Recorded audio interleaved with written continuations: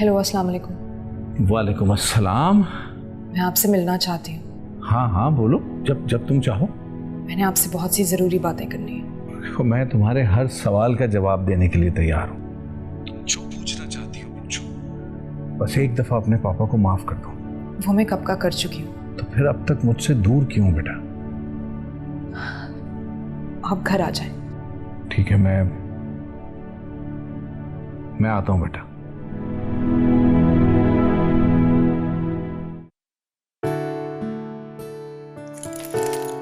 क्या कर रही हो नाज़नीन?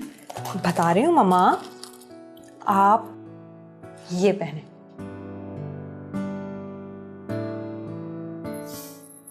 तो बहुत हैवी है। नहीं, मैं नहीं पहनूंगी। अरे मम्मा पहन ले, अच्छे लगेंगे।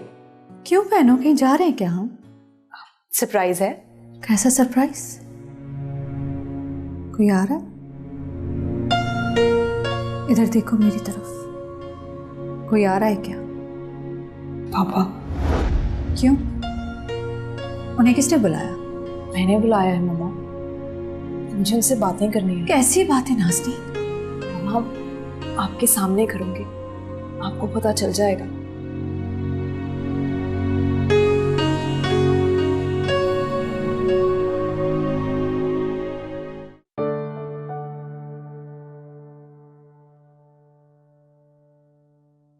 नाज़नीन कहाँ चली गई? हाँ, वो किचन में है। बुलाऊं? ना, नहीं अभी नहीं। तुम कैसी हो? हाँ, मैं ठीक हूँ। भाभी कैसी हैं? अभी दोपहर ही में तो मिलके गई हैं तुमसे। हाँ, भूल गई थी मैं। ध्यान कहाँ है तुम्हारा? मतलब? भूलने लगी हो चीजों। चाय पियेंगे? नहीं, अभी नहीं। पहले तो बहुत चाय पीते थे, हर थोड़ी देर बाद चाय मांगते थे। चाय पीना छोड़ दिया मैंने 20 साल पहले। तुम्हारे हाथ की बनाई हुई चाय की आदत सी हो गई थी,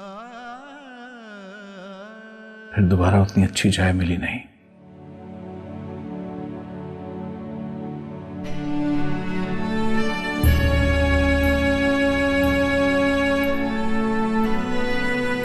अब क्यों वापस आ गए हो?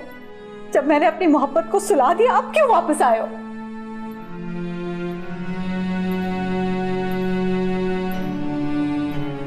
इसलिए कि किसी ने दिल की गहराइयों से बुलाया है मुझे। बहुत चाह की थी मेरी, आना ही पड़ा। क्या कह रहे हैं आप? वही जो तुम सुन रही। शर्म आनी चाहिए आपको। मैं एक जवान बेटी की माँ हूं। हमारी एक जवान बेटी है, क्यों भूल जाती हो ये बात? मुझसे शादी कर लो राहिला। नहीं, मैं ऐसा कुछ भी नहीं चाहती।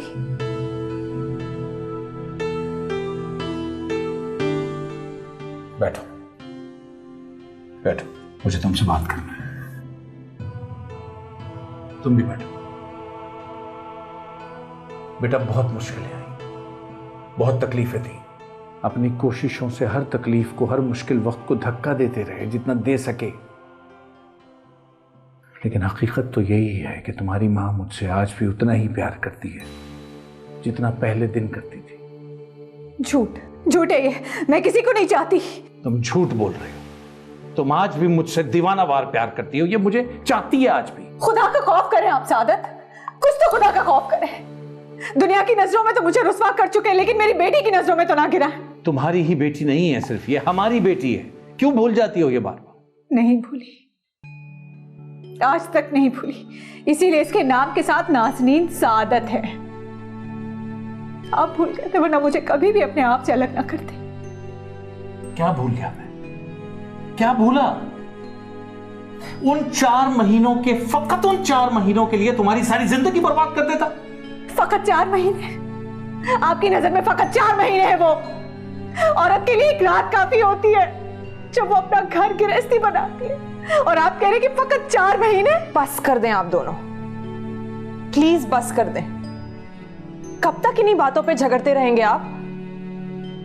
मुझे आप दोनों से एक जरूरी बात करनी है। लेकिन मुझे इस बारे में कोई बात नहीं करनी। बात तो करनी पड़ेगी मामा। तुम बोलो बेटा, जो भी कहना चाहती हो हमें कहो, पूरा हक है तुम्हारा, कहो। मैं आपको तब से जानती हूँ जब मैं ये भी नहीं जानती थी कि जो कहानी आप मुझे सुना रहे हैं उसका मरकजी किरदार मेरी मम्मा है। मतलब ये कि जब मैं पहली दफा इनसे मिली तो मैं इनकी उस बात पे गर्विदा हो गई थी कि एक मर्द औरत के मुस्तकबिल के लिए कैसे अपनी मोहब्बत की कुर्बानी दे सकता है। आपको याद है मम्मा, आप ही ने मुझसे कहा था कि कोई भी मर्द अपनी मोहब्बत में शराकतदारी पसंद नहीं करता, ख्वाह वो शराकत औलाद ही की क्यों ना हो। याद है ना आपको? याद है। और यही वजह थी ना कि आप मुझे अपने सामने रखने के बावजूद अपनी बेटी कहने से डरती थी। मामा, हम 3 मुख्तलिफ सिमतों में बटे हुए थे।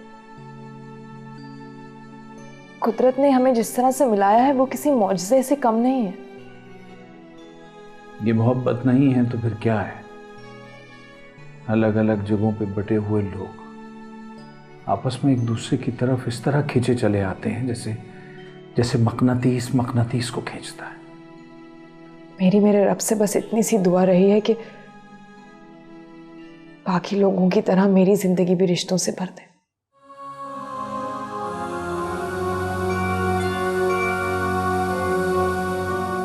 क्या आप दोनों फिर से एक नहीं हो सकते?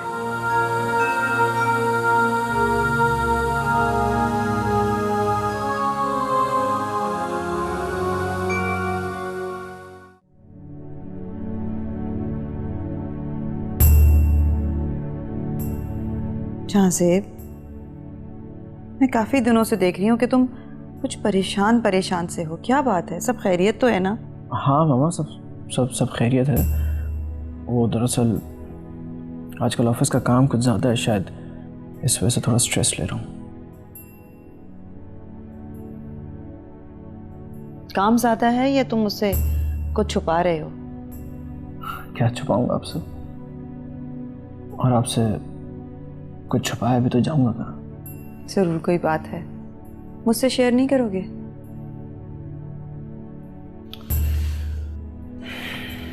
क्या शेयर करूं आपसे? पहले मेरी जिंदगी में एक होप थी कि शायद नाज़नीन मुझे मिल जाएगी, मगर अब तो ऐसा लगता है जैसे मैंने उसे हमेशा के लिए खो दिया। ऐसा क्यों सोचते हो तुम? भला ऐसी क्या बात हो गई है? ऐसी कोई बात नहीं है, लेकिन चची जान और चचा जान के बीच में जो ताल्लुक है उसने हम दोनों के दरमियान में एक गहरी खाई खोद दी है। ये तुम्हारा वहम है बेटा। ये मेरा वहम नहीं है, हकीकत है।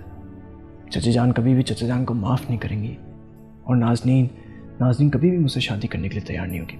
मेरा ख्याल है तुम्हें नाज़नीन से बात करनी चाहिए, बल्कि तुम राहिला को इत्तेमाद में लो। वो एक समझदार औरत है, वो कभी भी अपनी ज़िंदगी की गर्म धूप की तपिश को नाज़नीन पर नहीं पड़ने देगी।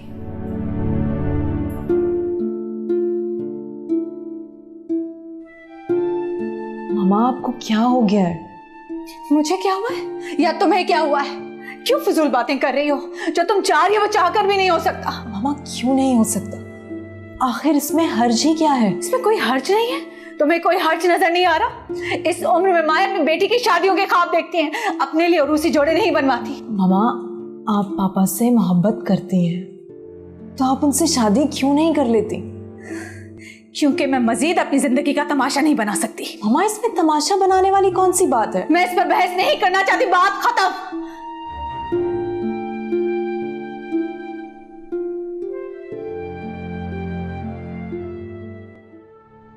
क्या आप दोनों फिर से एक नहीं हो सकते? नहीं, ये नहीं हो सकता। क्यों नहीं हो सकता? एक औरत की इज्जत कांच से भी नाजुक होती है।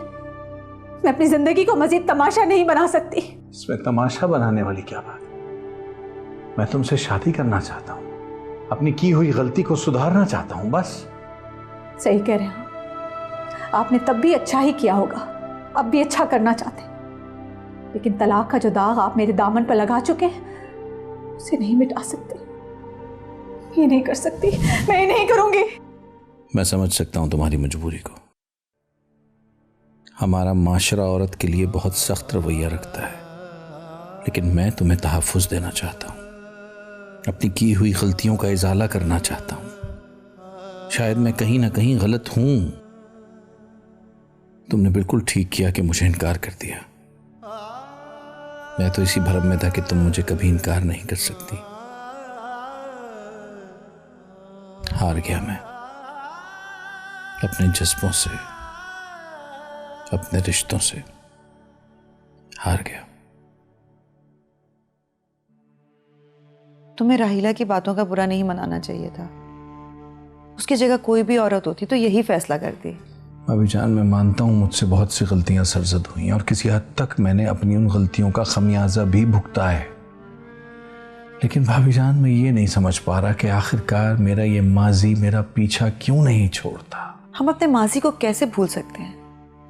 वो हमारा पीछा कभी नहीं छोड़ सकता। पता नहीं भाभी, बस मैं ये जानता हूँ कि इंसान खुद गर्ज होता है और इस वक्त मैं भी खुद गर्जी से सोच रहा हूँ। मुझे अपनी पूरी फैमिली वापस चाहिए। मुझे अपनी बेटी ही नहीं, मुझे अपनी बीवी भी वापस चाहिए। तुम्हें अभी राहिला से ये बात नहीं करनी चाहिए थी। वो इस वक्त इस पोजीशन में नहीं है कि कोई भी फैसले का जवाब दे सके।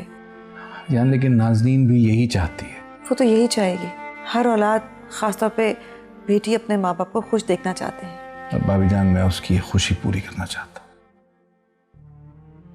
अभी मुनासिब वक्त नहीं है। राहिला उन औरतों में से नहीं है जो बेबाक होकर कोई भी फैसला कर दे।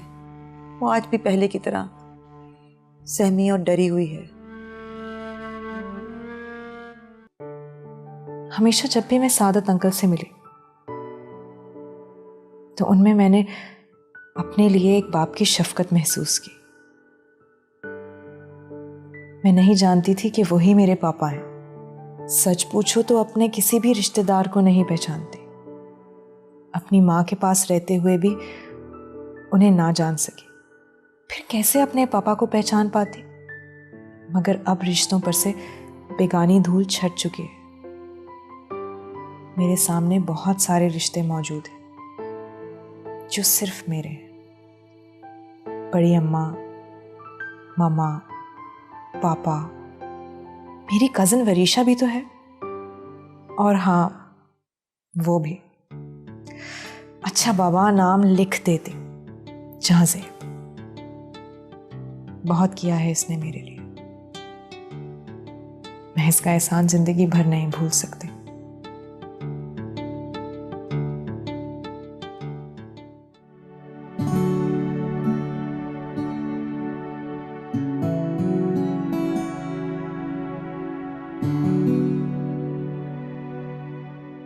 मामा, क्या फैसला करने का भी कोई सही वक्त होता है? इसका जवाब हमारा जहन देता है और गवाही दे। तो क्या ये दोनों कभी एक वक्त में किसी एक बात पर मुत्तफिक होते हैं? बहुत मुश्किल है,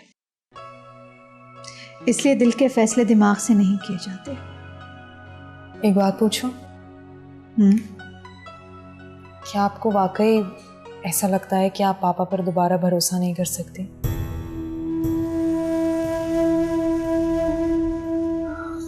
भरोसा एक ऐसे धागे की तरह होता है जिसे जितना खींचोगे वो हाथ तो काट देगा, मगर एक झटके में टूट भी जाएगा। तो मेरी फिक्र मत करो, अपने बारे में सोचो जहां से एक अच्छा लड़का है। जानती हूँ, लेकिन मम्मा मैं ऐसा कोई भी फैसला नहीं करना चाहती जिसकी वजह से आपको वापस उन लोगों के दरमियान जाना पड़े जिनसे आप दूर भाग रहे हैं। मैंने कहा ना, मेरी फिक्र मत करो, अपने बारे में सोचो। मैं ऐसा नहीं कर सकती। तुमने जिद करना कब से शुरू किया है? मम्मा मैं जिद नहीं कर रही हूँ, मैं सिर्फ आपको खुश देखना चाहती हूँ। आप बहुत मुश्किलों से मुझे वापस मिली, मैं आपको अकेला नहीं छोड़ सकती।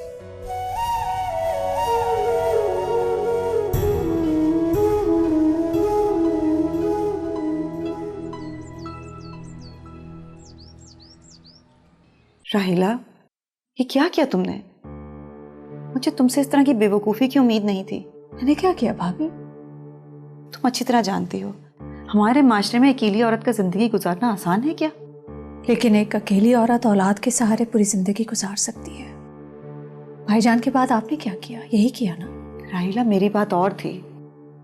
तुम्हारे भाईजान के इंतकाल के बाद मेरे सर पे छत मौजूद थी, फिर जहांजेब की शक्ल देख के मैंने अपनी जिंदगी गुजार ली। तो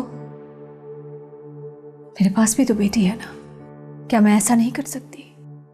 प्लीज भाभी, मुझे मजबूर ना करें, मैं आपकी बात नहीं रख पाऊंगी। मैं तुम्हें मजबूर नहीं कर रही, मगर मैं चाहती हूँ कि तुम अपना घर फिर से बसा लो। लेकिन भाभी, क्या तुम नहीं चाहती कि तुम्हारी बेटी तुम दोनों को एक साथ एक छत के नीचे देख के खुश हो?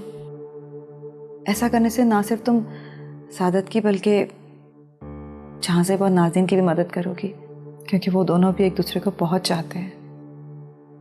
जानती हूँ भाभी, इसीलिए तो परेशान हूँ कि कहीं मेरी बेटी मेरे लिए अपनी खुशियों की कुर्बानी ना दे दे। देखो बेटा, मैं तुमसे मिलना भी चाहता हूँ और बहुत सी बातें भी करना चाहता हूँ। मुझे समझ नहीं आ रहा कि तुम आखिर ऐसा कर क्यों रही हो। मेरे लिए मेरी कुल कायनात मेरी मम्मा है। बाकी रिश्ते तो मुझे बाद में मिले, हालात चाहे जो भी रहे। बचपन से संभाला तो मुझे मेरी मम्मा ने ही है ना। जहांजेब से प्यार करती हो तुम। मैं नहीं चाहती किसी ऐसे रिश्ते को जो मेरी मम्मा को उनके माजी में ले जाकर खड़ा कर दे। माजी तो नक्श की तरह होता है बेटा, जैसे पत्थर पे लकीर। जिसका माजी है उसी को पता होता है। तो याद दिलाने ना दिलाने से इसका क्या ताल्लुक? पता नहीं क्या सही है और क्या गलत। जहांजेब मेरी जिंदगी का वो सच है जिसने मुझे उस वक्त एक्सेप्ट किया जब मेरे अपने मुझे छोड़कर चले गए थे। मैं उसे क्यों पसंद नहीं करूंगी? तुम शादी क्यों नहीं कर लेती जहांजेब से? कुछ फैसले हमारे इख्तियार में नहीं होते, ये फैसला भी उन्हीं में से एक है। मैं सिर्फ अपनी बेटी को खुश देखना चाहता हूँ। क्या इतना हक दोगी मुझे कि मैं तुम्हारे लिए कुछ सोच सकूं? हकदारों को हक मांगने की जरूरत नहीं होती। वो जो करना चाहते हैं मान से करते हैं। तुमने ये बात करके मुझे बहुत तक़वियत दी है। ठीक है, मैं चाहूँगा कि मैं जो भी फैसला करूँ उसमें तुम्हारी माँ की मर्जी ज़रूर शामिल हो।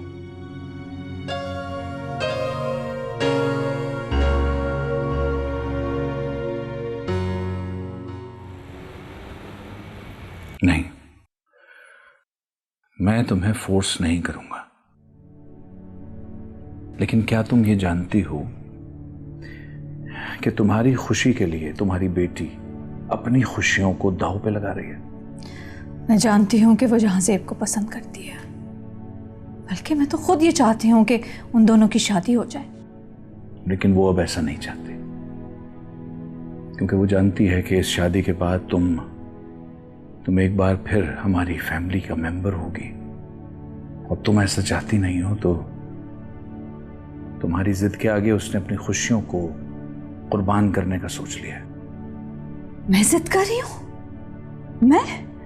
ये कैसे कह सकते हैं आपके मैं जिद कर रही हूँ? एक शख्स जिसने एक एक लम्हा साथ निभाने का वादा किया, वो रात की तारीकी में मुझे छोड़कर चला गया। मैं कैसे यकीन करूं उस पर? और मैं कैसे यकीन करूं? मैं तुम्हारी इस बात को कैसे मानूं? मैं तुम्हें रात की तारीकी में छोड़ के गया था, जबकि सब कुछ तो जानती हो तुम। सब कुछ तो है तुम्हारे इल्म में। जान के लाले पड़े थे अपनी। तुम्हें ना छोड़ता तो लोग तुम्हें मार देते। 20 साल के लिए जेल में जा रहा था, उस कुफल में गुजारने के लिए जा रहा था अपने जिंदगी के 20 साल। इस 20 साल को मैं तुम्हें किसके रहमो करम पे छोड़ के जाता?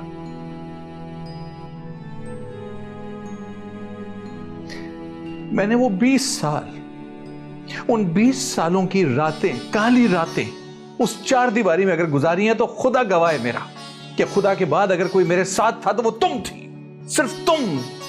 ये 20 साल भी मैंने तन्हा नहीं गुजारे, ये 20 साल भी तुम्हारे साथ गुजारे मैंने। तुम कैसे कह सकती हो कि मैं तुम्हें रात की तारीकी में छोड़ के गया था?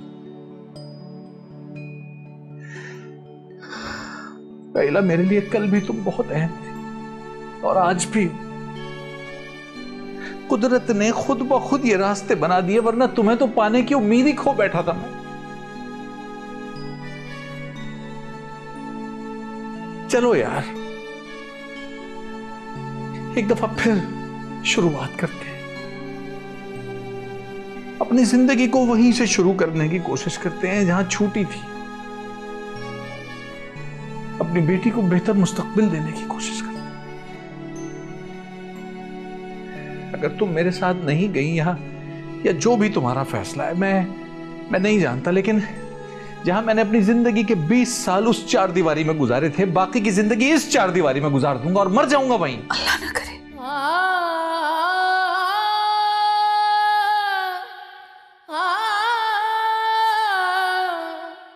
राहिला, तुम मेरे लिए कितनी अहम हो ये तो मैं तुम्हें नहीं बता सकता, लेकिन इतना जरूर कहूंगा कि अगर मेरी जिंदगी में तुम नहीं हो तो फिर मैं भी जी के क्या करूंगा। आप मेरी बात समझने की कोशिश क्यों नहीं कर रहे? एक जवान बेटी की मां को यह हक नहीं है कि वो अपनी खुशियों के बारे में सोचे। और अगर वही तुम्हारी जवान बेटी यही चाहे तो क्या कहोगे तुम? लोग क्या कहेंगे? अरे यार, भाड़ में डालो ना लोगों को। इन कम अहम लोगों को एक दफा इग्नोर तो करके देखो। मेरी खातिर ना सही, अपनी बेटी ही की खातिर। क्या हम एक छत के नीचे नहीं रह सकते? इतनी बड़ी हो गई है वो, उसने कभी रिश्ते नहीं देखे, उसने कभी अपनी जिंदगी में रिश्तों की अहमियत को नहीं देखा, खूबसूरत रिश्तों को नहीं देखा। क्या हम अपनी बेटी की खातिर इतना भी नहीं कर सकते?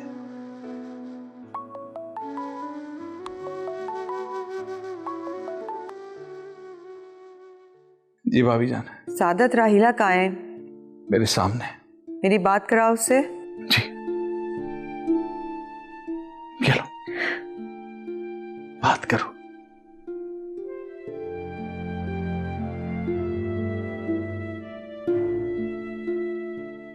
जी भाभी। राहिला, तुम जानती हो मैंने तुम्हें हमेशा अपनी छोटी बहनों की तरह समझा है, और उसी नाते मैं तुमसे कह रही हूँ, किस्मत बहुत कम लोगों पे मेहरबान होती है।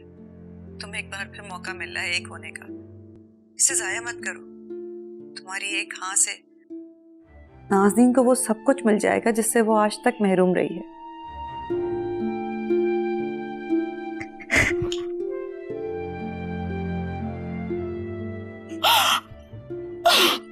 जी भाभी जान।